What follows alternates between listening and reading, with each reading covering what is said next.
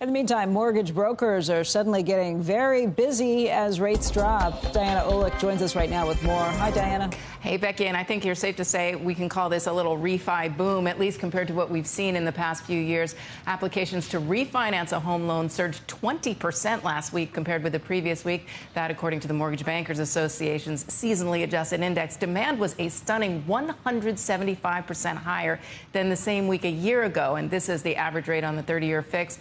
Dropped again to 6.13% from 6.15. That's for loans with 20% down. The rate was 128 basis points higher the same week a year ago, or 7.41%.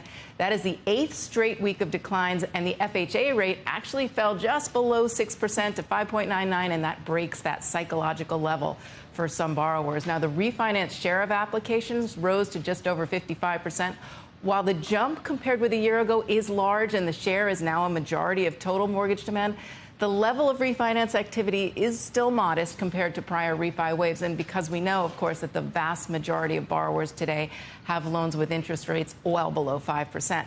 Mortgage applications to buy a home, they were up just 1% for the week, 2% higher than the same week a year ago.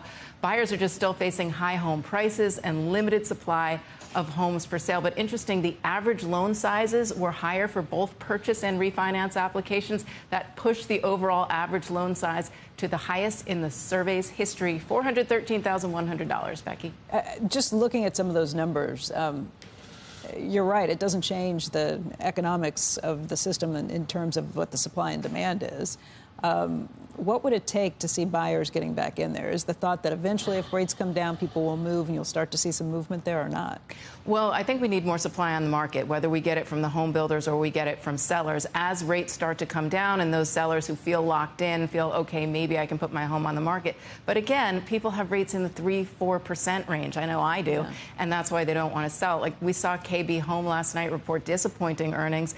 They had weaker new orders than expected. And Lennar, the same thing we heard from Stuart Miller, the chairman, last week. People are still waiting on the sidelines because rates are falling. They think, why not wait till they go a little lower, right? Are they right to think that? Because Joe's made the very observant point that mortgage rates are based on the 10-year. The 10-year has actually gone up. Fed can't control that part of the... Exactly.